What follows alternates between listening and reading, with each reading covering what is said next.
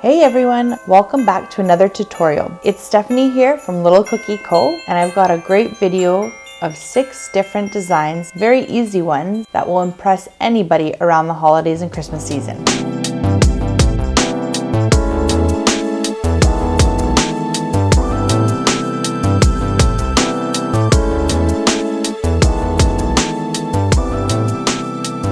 I've got my tipless bags, a pair of sharp scissors, and a scribe tool. And I've also made my colors here, and I have outline and flood consistency in each color, except for the black. If you need help on your consistencies, I'll link my video below on that and you can check it out. Okay, so first things first, I'm gonna do the Jingle Bell cookie. So I have my yellow outline consistency here. I'm gonna touch down and slowly lift the bag up and go around the circle. Try to, if you're too scared to go too close to the edges, you don't have to go all the way to the edge. You can go a little bit more inside of the cookie. When you get a little bit better, it'll get easier. And we're gonna go ahead and flood our cookie. So when we start flooding, I go slowly around the edge and I go as close as to the outline, almost over the outline, if I can, just to cover it a bit. And then as I work my way inside, I can put a little bit more pressure on the bag and go a little bit faster. I go slow on the outside just to keep control and not to pour the icing over the outline. And then you can see I pick up my speed a little bit and I put a little bit more pressure just to go a little bit faster. If you cut your hole too big or too small, you can adjust it at this point. If it's too big, your icing will flow out way too fast. If it's too small, it probably will take you a little bit longer to flood. And then once you are finished flooding, you can grab your scribe tool. I sort of poke it in my cookie sometimes and just sort of wiggle it, or you can just run your scribe through it to smooth out the icing. And then we're gonna put it to dry for a few seconds. So now that it's sort of crusted over, I've let it dry for 10 to 15 minutes in my dehydrator. If you don't have one, you can use a fan. And then I'm just gonna use my black outline consistency here and mark a couple of lines here for the bottom of the bell. And then again with the same piping bag, I'm just going to do a few dots.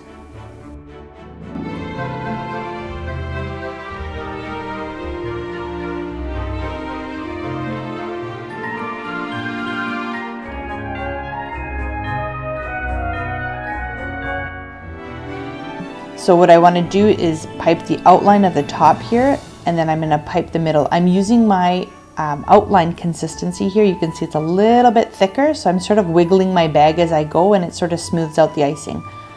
Reason I'm using my outline consistency, it's a very small area, so it's easier to smooth out, and I don't want it to crater in.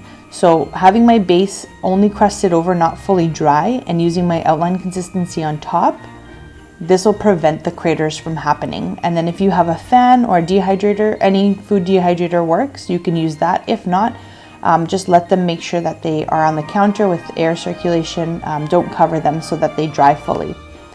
And then you've got your Jingle Bell. So that's our first design.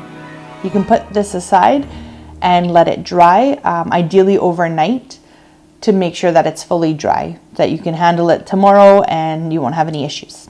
For our next cookie, we're going to be making a present. So we're going to do the same thing. We're going to go ahead and outline the cookie.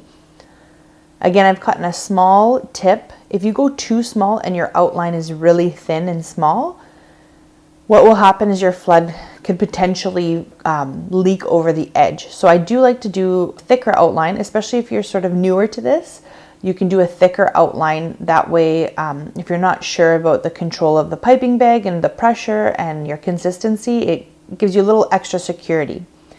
I do like to dry my outline because sometimes if it's wet, it sticks to the flood. So I did put it aside for a few minutes and work on the other cookies.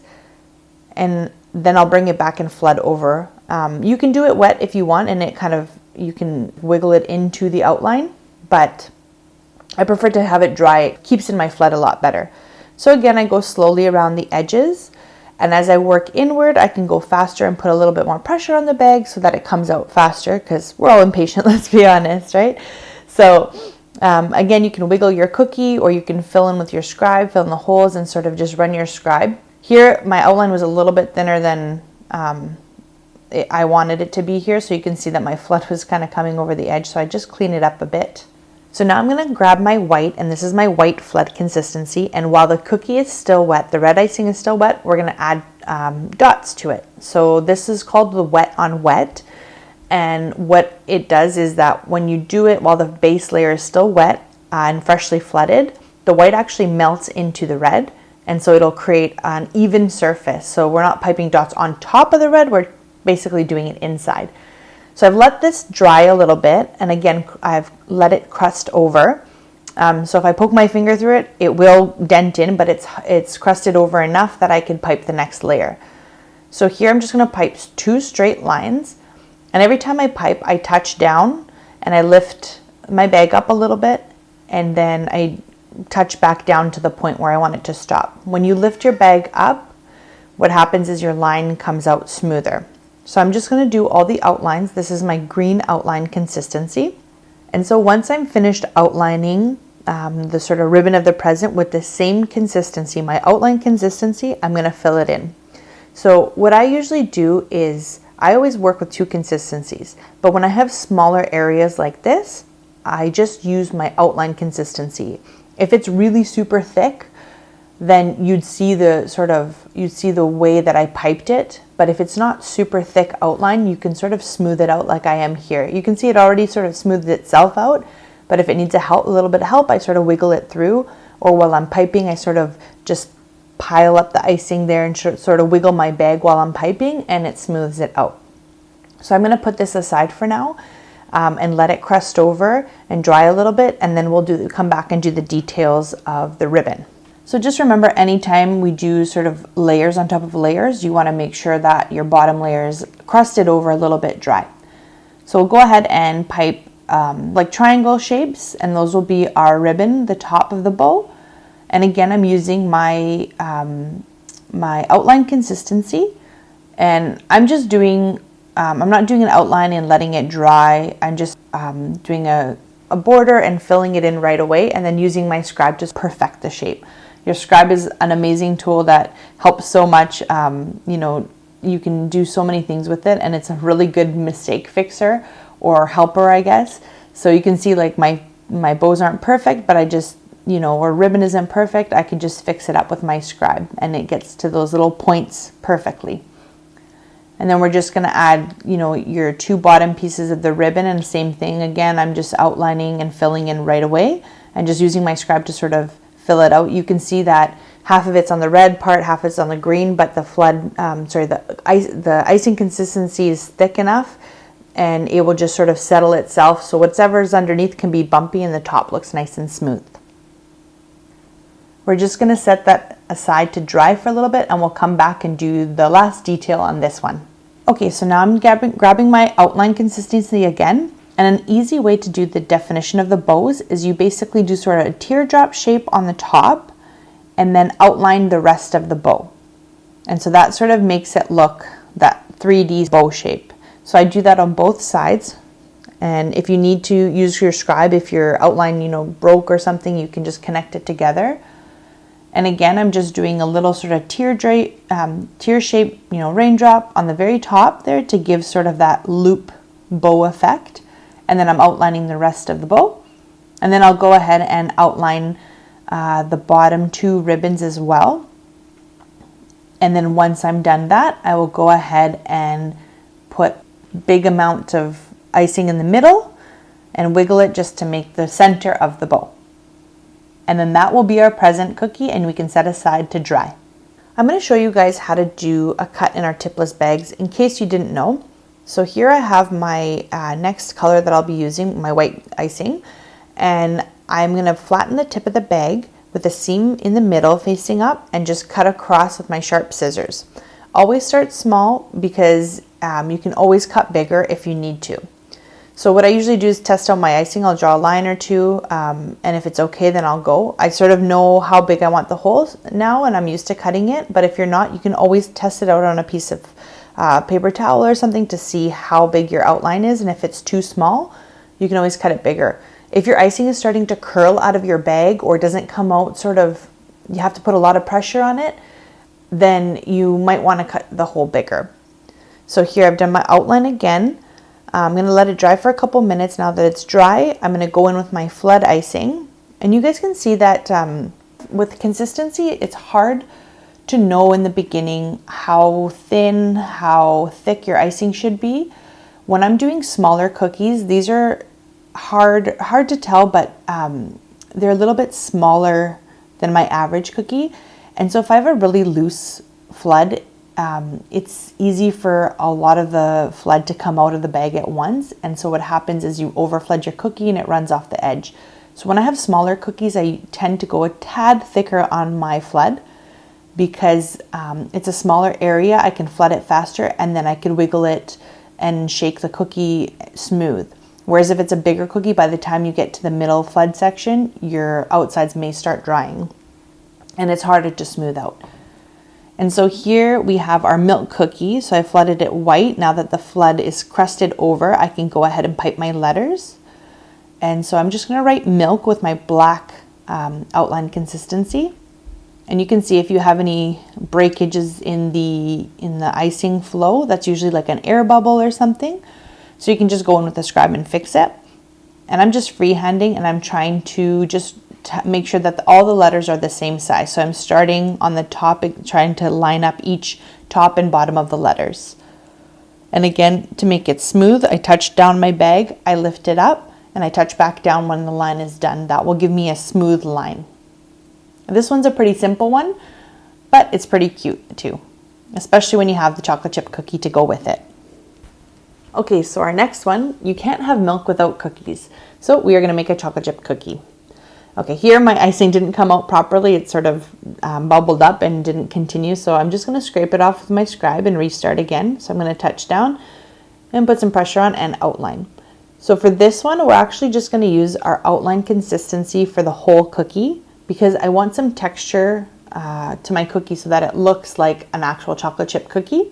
So we don't need flood for this one. And what we're going to do is just fill up the cookie here. I'm not waiting for my outline to dry either. I'm just filling it up right away. I did the outline just to get that general round shape and to sort of keep that thicker icing in, but I'm just going to go in and make sure I get it close to the outline there and then just fill up my cookie.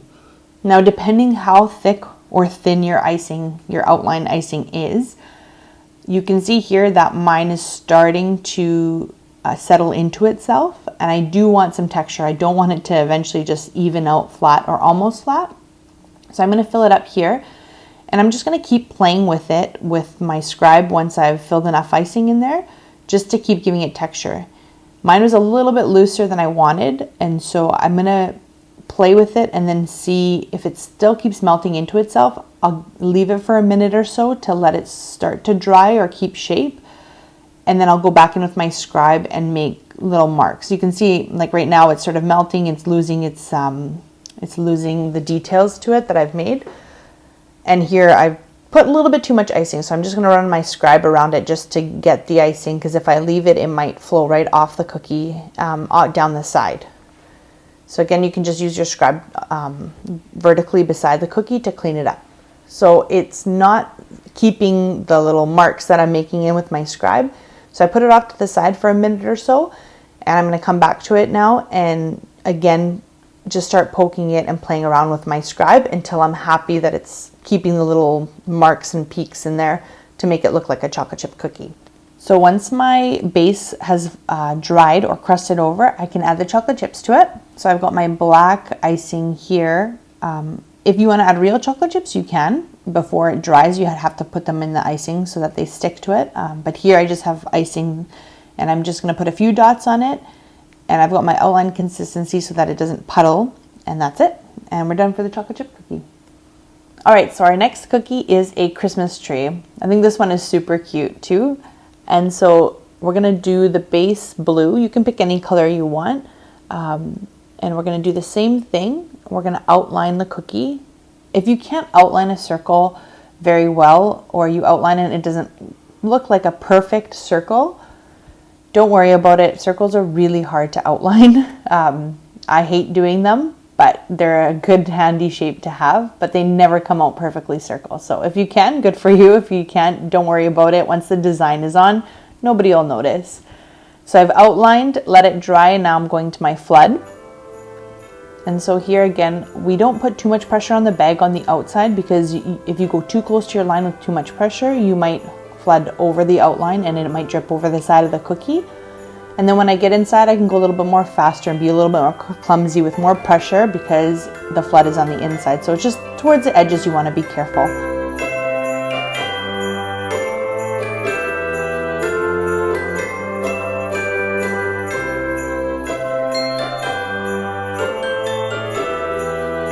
So I'm going to do the star first. So I'm just going to put my outline consistency yellow icing, and I'm just going to use my scribe here to pull out 4 points to make sort of like a star on top of the tree. And so if you use your flood here and you try to do this, sometimes your flood is too loose and it'll just sort of melt into a ball. So that's why I'm using my outline consistency, which is stiffer, so it holds its shape a lot better. And then once you're done the star, I'm going to grab my green outline consistency, and I'm just going to start from the top, touch down, and just zigzag across. And each zigzag, I'm lifting up my piping bag a little bit and sort of starting to curves back and forth. Just make sure you touch down and you lift up, and then you touch back down when you're done.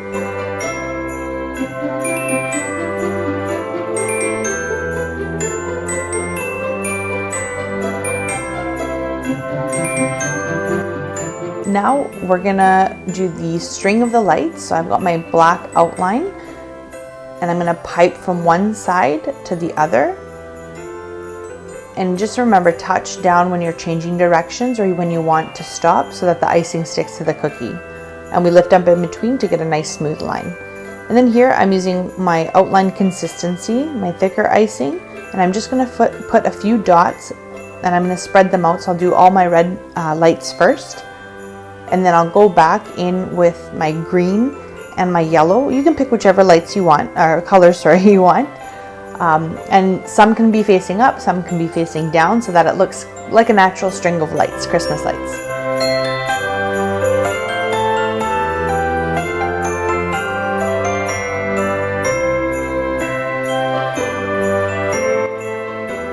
Okay guys, that brings us to the end of the video. I hope you enjoyed watching and learning how to make these simple Christmas cookies, and I hope you guys give it a try this Christmas season, and let me know if you do below. And we'll see you in the next video. Thank you. Happy baking.